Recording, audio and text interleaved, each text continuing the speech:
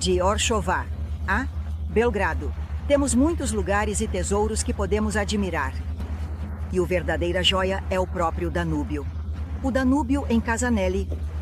Somente aqui o Danúbio brinca espumante entre as altas rochas e somente aqui, antes da construção da hidrelétrica nas Portas de Ferro, o Danúbio fervia, mostrando sua força e grandeza. E aqui que encontramos o rosto de Decebal, a maior escultura em pedra da Europa. Pode parecer estranha a associação do rosto de Decebal com a maior ponte da antiguidade, construída pelo imperador Trajano para que suas tropas atravessassem a rica Dácia. Mas, no final das contas, somente a história decide quem são os heróis. E temos aqui mais um tesouro frágil, pequeno, maravilhoso, a tulipa amarela de Casanelli, uma espécie que cresce apenas na margem romena do Danúbio, em Casanelli.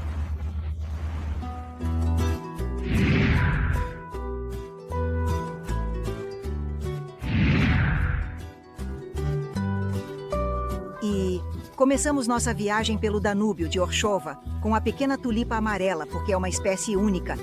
Não apenas na Romênia, não apenas na Europa, mas em todo o mundo. Antigamente ela também crescia na margem da Sérvia, mas agora desapareceu de nossos vizinhos. E uma flor protegida por lei, e é absolutamente proibido colhê-la. Foi descoberta por um pesquisador húngaro em 1884, e desde então, a atração da região, especialmente para os botânicos, mas também para todos que passam por aqui. Sobre esse lugar, alguns dizem que é o mais bonito do país e tudo o que é possível. O fato é que a área entre as caldeiras grandes e pequenas é declarada monumento natural e está cheia de histórias e lendas. Quando você percorre o trajeto de barco, tem a oportunidade de ver tudo o que deseja. E, mais do que isso, tanto de um lado quanto do outro. O Danúbio, da entrada do país, ele nos ofereceu e ainda nos oferece maravilhas, começando. Vamos agora de Orshova, não da entrada de Orshova, em direção à saída para Belgrado, embarcando a bordo do navio. Chegamos e vemos a estátua de Decebal, que não precisa de nenhuma apresentação. O que isso representa para nós, para os romenos, então? Seguindo em frente, Casanelli e Maria, Tábua de Trajano. Na margem sérvia começam as fortalezas, a fortaleza de Golubac. Da mesma forma, em frente à fortaleza de Golubac, temos a nossa também. Neste momento, está sendo feita a revitalização da fortaleza e a sua renovação. Continuando com o primeiro porto onde paramos, Velikogradište. Uma cidadezinha charmosa onde encontramos o Lago de Prata, uma cidade de estação, um porto bonito. Seguindo em frente, chegamos a Belgrado,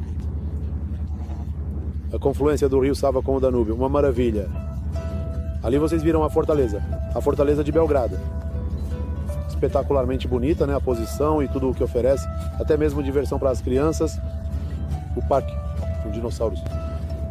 Continuando com a área do centro histórico, continuando com a Catedral de Belgrado. A água não separa, ela une dois países amigos, dois povos próximos. Isso mostra mais uma vez o que eu disse, né? Que somos duas nações bastante próximas, dois países com a mesma igreja, com a mesma comida e uma área de relevo semelhante.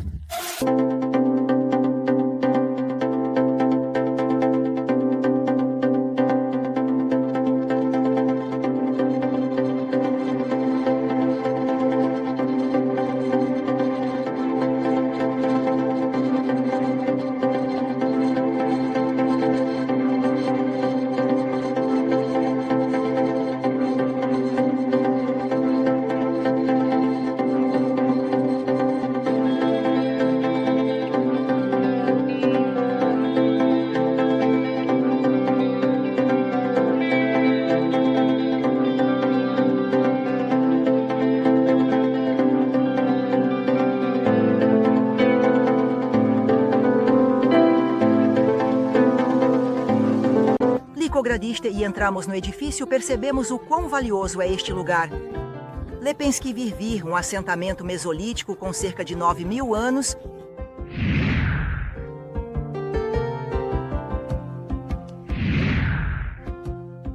Se você já se perguntou qual é o mais antigo assentamento humano da Europa, saiba que estamos exatamente agora, onde ela nasceu em Lepenski-Vir há 9.000 anos, na Sérvia, bem às margens do Danúbio.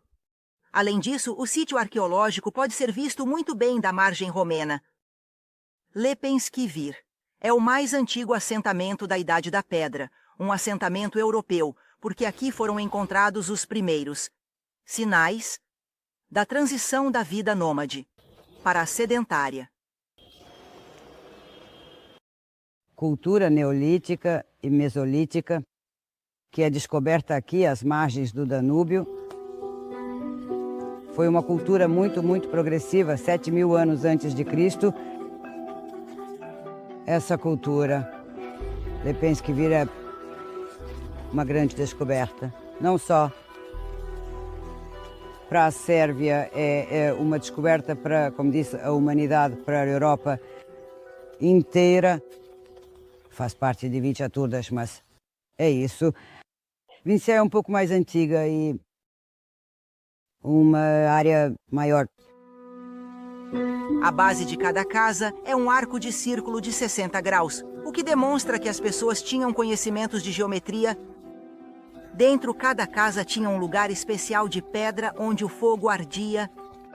Isso se estendia até a parte de trás da habitação e era decorado com esculturas. Por isso acredita-se que era mais do que um lar, talvez até mesmo um altar. Embora os mortos fossem enterrados nos cemitérios fora do assentamento, foram encontrados esqueletos, em uma posição estranha, ritualística, nos altares atrás das cabanas. Lepenski-Vir é um dos maiores e mais importantes sítios arqueológicos da Idade da Pedra. E mais do que isso, os ídolos descobertos aqui são as maiores estátuas monumentais, esculpidas em pedra de toda a Europa. Além dessas estatuetas, também foram encontradas ferramentas de pedra, ossos e chifres, cerâmica e joias feitas de conchas, e pedrinhas, uma verdadeira revolução neolítica quando as pessoas começaram a cultivar a terra e a se dedicar à criação de animais em seus assentamentos estáveis. Porque foram encontradas essas habitações da Idade da Pedra, os especialistas declararam o local como o primeiro assentamento estável da Europa. Não foi descoberta outra, mais antiga e com uma organização tão estável. Mas o tempo passa, assim como a água do Danúbio, e chegamos a Viminacium, um lugar tão pouco conhecido, mas tão cheio de histórias e história.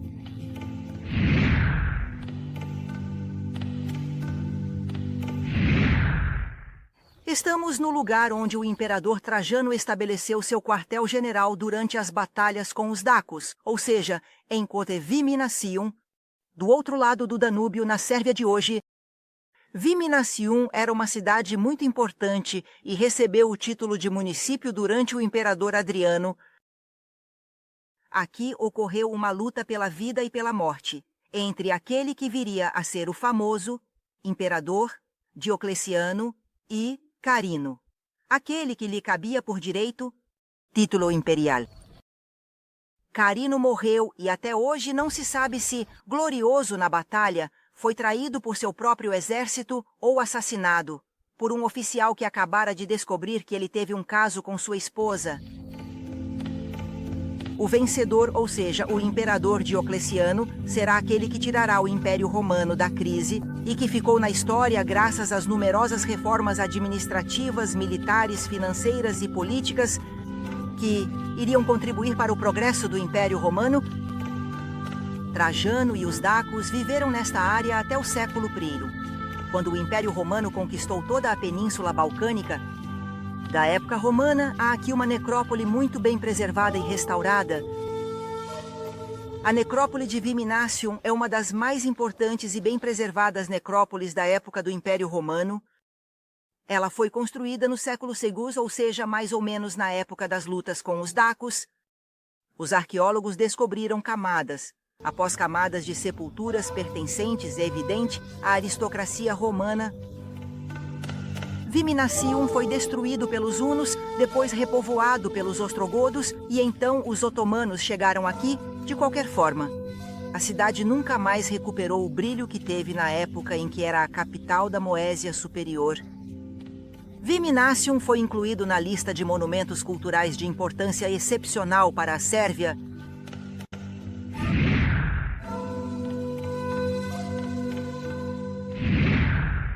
Como atravessar o Danúbio para os sérvios, de fortaleza em fortaleza, e tanto romanas quanto medievais. Uma delas é a fortaleza de Golubac, ou Golubac, como eles a chamam, aquela que está inscrita na lista dos monumentos de maior importância para a Sérvia. A primeira menção documental é do ano de 1335, o que significa que a fortaleza já estava construída há algum tempo antes, mas não sabemos por quem. Ou pelos húngaros ou pelos sérvios, de qualquer forma, tanto os húngaros quanto os sérvios controlaram a fortaleza alternadamente até que toda a área caiu sob domínio otomano.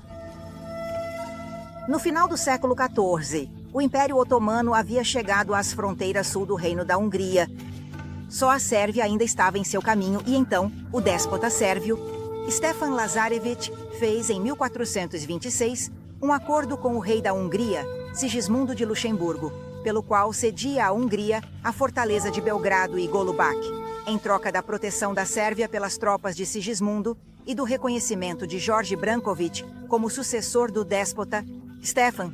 Porque Branković não quis prorrogar o acordo, o exército de Sigismundo ocupou a fortaleza de Belgrado e Golubac foi cedida dos turcos.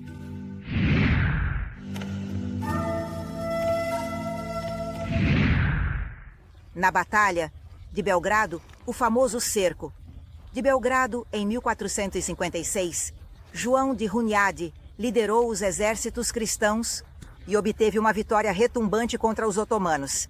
Na verdade, ele feriu em combate o próprio sultão Mehmed II. Em memória dessa vitória, que decidiu o destino do cristianismo, o Papa Ponto Calixto o terceiro decidiu que, a partir de então, todos os sinos das igrejas de Belgrado deveriam tocar ao meio-dia, um costume mantido até hoje. Em 1521 foi conquistado pelo sultão Suleiman, o Magnífico, e transformado em Paşalak. Mas os cristãos continuaram a lutar por sua fé. A Catedral de São Sava, em Belgrado, é uma das maiores catedrais do mundo. Na verdade, hoje ocupa o segundo lugar. Depois da Catedral da Nação, na Romênia, ela foi construída em memória de São Sava, que foi o fundador da Igreja Ortodoxa Sérvia. E dizem que no local onde foi construída a atual catedral teriam sido queimadas os restos de São Sava. No ano de 1595, exatamente pelo sultão Sinan Pacha, a construção da Catedral de São Sava durou 65 anos e, na verdade, só em 2004 foi completamente finalizada, após muitas dificuldades e interrupções. Ela supera em tamanho, pois tem 3.500 metros quadrados, a Catedral de Santa Sofia em Istambul, ou a Catedral de Cristo, o Salvador em Moscovo. O campanário tem 49 sinos. Na catedral cabem 10.000 pessoas e no balcão 800 coralistas. Em uma cripta no subsolo estão fragmentos da vestimenta de São Sava. Belgrado sempre foi um centro de poder, admirado e cobiçado, carregado de história, de conquistas, mas também de muitas dramas, algumas bem recentes. No entanto, os sérvios, um povo valente e determinado, superaram todas elas. Eles querem agora mostrar sua história antiga e suas raízes. Este é o quilômetro zero da Sérvia e de um Belgrado moderno, mas ao mesmo tempo tranquilo, calmo, com pessoas que ainda valorizam a tradição e a cultura, e onde o ortodoxismo sempre foi uma luz e um caminho. Belgrado é famoso por muitas coisas e é uma das cidades mais antigas da Europa. Mas, na verdade, poderíamos dizer que está no local de nascimento da mais antiga cultura pré-histórica conhecida na Europa, a cultura Vincha Turdash, que incluía a Sérvia, de hoje e partes menores da Bulgária, Kosovo, Bósnia, Macedônia, Hungria e Romênia.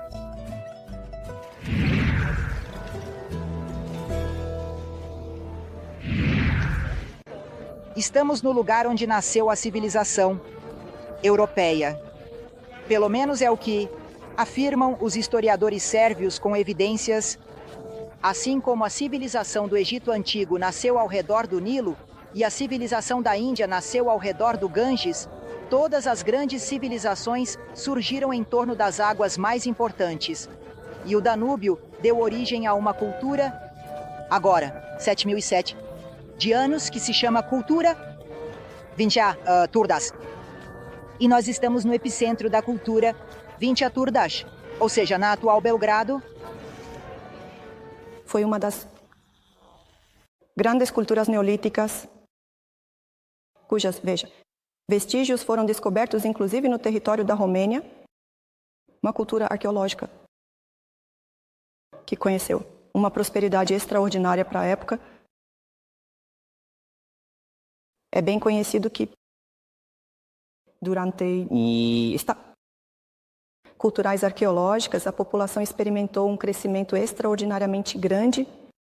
Isso é claro, é uma prova de que falamos sobre comunidades, sobre sociedades com um alto grau de desenvolvimento. Há aproximadamente 7.000 anos antes de Cristo, as pessoas viviam aqui organizadas em comunidades estáveis, mas o mais importante é que eles se tornaram artesãos em metal, porque foram encontrados as primeiras joias ou objetos de prestígio em cobre e bronze, que, sendo metais raros, não eram usados na agricultura. Essas estatuetas, pertencentes à cultura de Seaturda, foram descobertas na localidade de Rast, em Outenia, e representam silhuetas de mulheres com evidentes sinais de feminilidade e maternidade.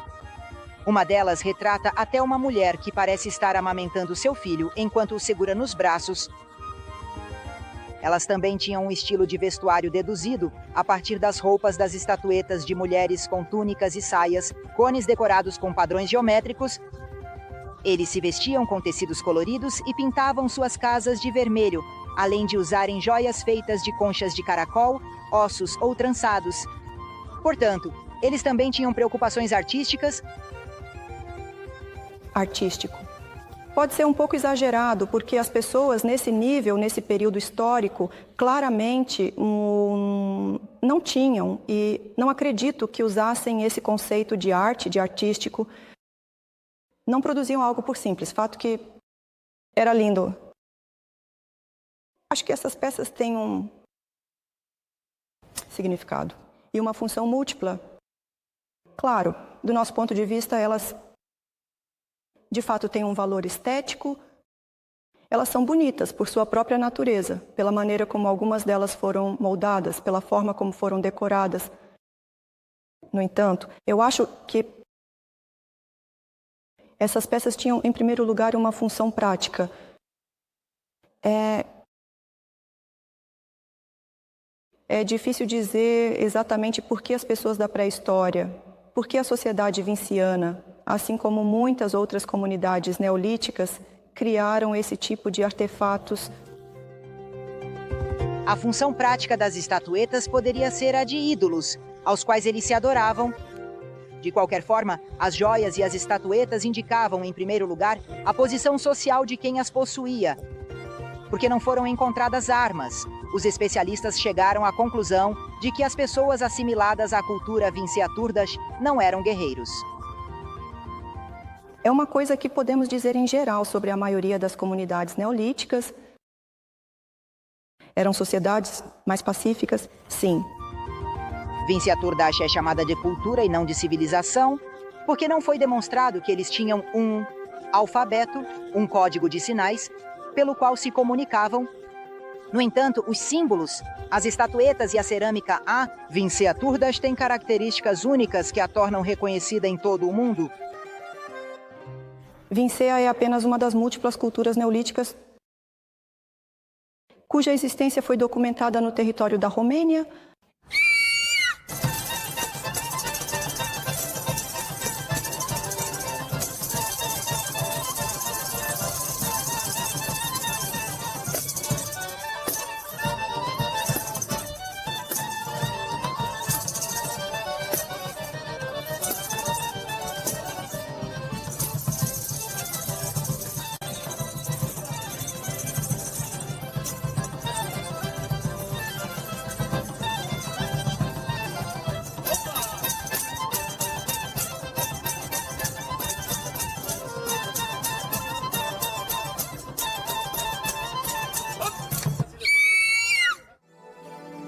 Desde os tempos mais remotos fazemos um salto no tempo, mas ainda estamos em Belgrado. E aqui, em uma pequena interseção perto do porto, que encontramos uma história tão intrigante quanto possível, talvez até misteriosa. Aqui estão 3 edifícios ligados por uma história que atrai turistas e sérvios que a respeitam, a amam e se orgulham dela. E fazemos um salto no tempo e chegamos a outra história e a outro tesouro de Belgrado, a taverna mais antiga da cidade. Hoje não é mais do que um pequeno restaurante, mas que manteve o nome e o mistério do nome que teve e que carrega até hoje a taverna, com um ponto de interrogação. Assim se chama. A taverna mais antiga está localizada na rua mais antiga de Belgrado, Kralja Petra, que significa Rei Pedro. Neste terreno, que pertencia ao príncipe Miloš Obranović, em 1823, Naum Iško construiu uma casa onde abriu uma taverna. Após a sua morte, todos os proprietários seguintes mantiveram a taverna, mas o nome não era um ponto de interrogação.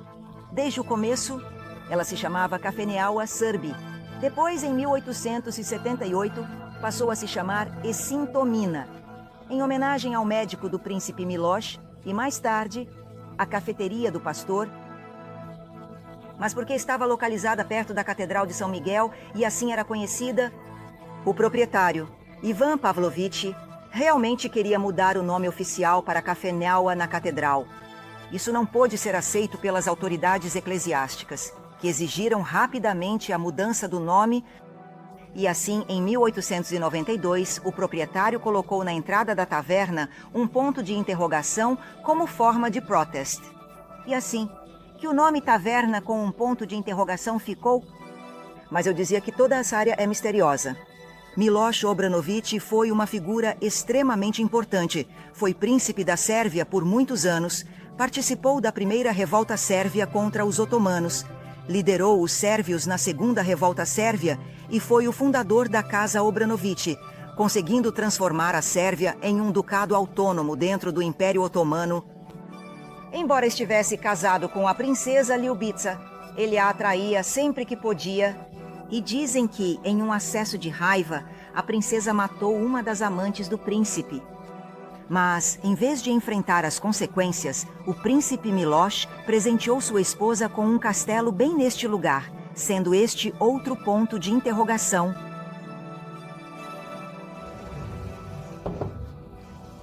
Viva! Viva!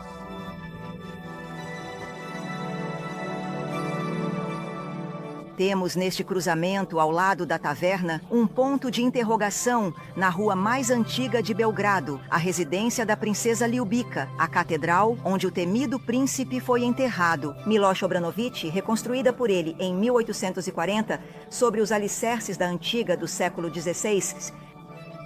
Em determinado momento, em 2007, houve rumores de que a taverna seria privatizada. Mas os moradores entraram com uma petição que permitiu que ela fosse excluída do processo de privatização e foi aprovada na prefeitura como um monumento cultural.